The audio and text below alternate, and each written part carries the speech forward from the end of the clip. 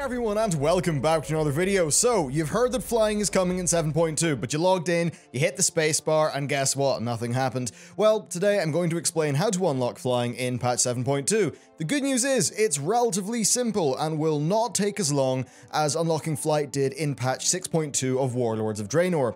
The main bottleneck is getting Legionfall reputation, so this video is also going to serve as a reputation guide for the Armies of Legionfall faction. Now, the first requirement is having Broken Isles Pathfinder Part 1. This has been covered a lot, but most of us already have it, so I'm not going to go into massive detail. If you don't have it, go to wowhead.com/flying, load in your character. That tool will tell you what you need to work on next. It's very handy. The first thing you need for Pathfinder Part 2, though, is Defender of the Broken Isles. This involves completing a Legion invasion in Azsuna, High Mountain, Stormheim, and Val'Sharah. Legion invasions are denoted by an icon on your world map. However, they're not always active, so you do want to watch out for them. Completing each one takes under an hour. Basically, it's a 3-stage event. Stage 1 is to complete 4 world quests in the zone. Stage 2 is a short little line of quests, and then the final stage is a 3-player scenario. They're worth doing anyway for the potential gear and the nether shards, and it's important to note that these unlock on the week of the 4th of April, so you can't do them immediately. Next, you need to complete Explore the Broken Shore. This is easy, just reveal the whole thing on your map, shouldn't take you that long. The most time-consuming thing by far is Legionfall Commander. This is to earn Revered with the Armies of Legionfall faction. Now, there was a stage of Pathfinder Part 2 called Breaching the Tomb. This required you to do an 11-week-long quest line. Now, this used to be a requirement, however, they removed it as a requirement. So, how do you actually earn rep with the faction? Way number 1 is by world quests on the Broken Shore. These give you 75 rep each. You also have a daily hand-in for building construction that gives you 150 reputation. Now, this quest is to hand in 100 Legionfall resources and contribute to the construction of a building. These are earned by completing those aforementioned world quests and also killing rares on the island, so you'll pretty much have that covered anyway. Now, assuming you're logging in once a day, you'll be doing between 4 and 6 world quests plus the hand-in for a total of about 450 to 600 reputation.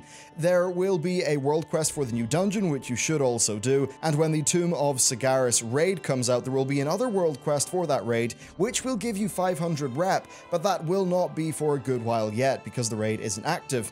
Now, while on the Broken Shore, be sure to look out for the buff statues. These are like the Timeless Isle buffs, they'll give you a nice little speed boost by powering up your character. Now, let's quickly cover the invasions. These themselves don't give you rep with the Armies of Legionfall on the PTR. However, there will be a meta quest that is picked up from the Legionfall base to complete an invasion, and this will give you 1500 rep.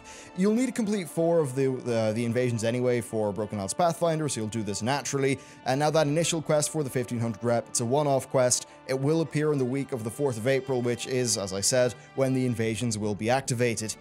Now, the new quest content overall will be unlocking weekly for the Legionfall campaign. This is just like the Garrison campaign from 6.2 of Warlords of Draenor, and most of those new quests get about like 1500 rep. Now, that is most of it covered, really. Just do every quest you can see on the Broken Shore, but there are some nice optimizations that you can do. Constructing the Mage Tower will give you 1 of 4 different buffs. While it doesn't appear to be in the current rotation, one of them is a 30% increase to Legionfall reputation gains, so that could come in useful down the line. The other major optimization is making the best use of your mission table, so you're stockpiling up the Legionfall reputation tokens for use when the Dark Moon Fair kicks off.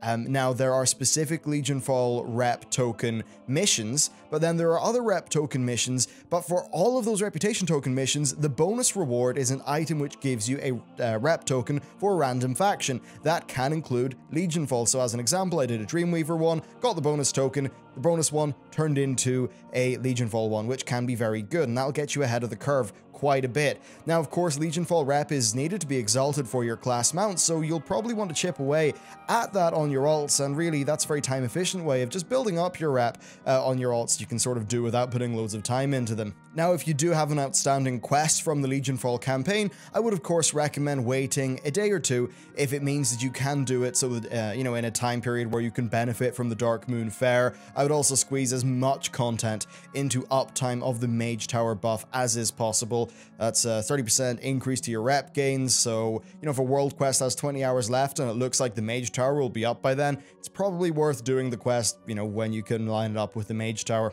Overall, players who use things like the Mage Tower, use the Darkmoon Faire, use those reputation tokens, and then use those reputation tokens during the Darkmoon Faire, those players will be quite a few days, or at least a fair few days, ahead of the other of the competition when it comes to actually unlocking flying in Legion. Of course, I know that's something people are very excited about. It will help you level up your alts and all of that stuff a bit faster, so definitely something that's of interest. So that's it for this video, a combined Legion Fall reputation guide and guide to unlocking Broken Isles Pathfinder Part 2. Thank you very much for watching, and I'll see you next time.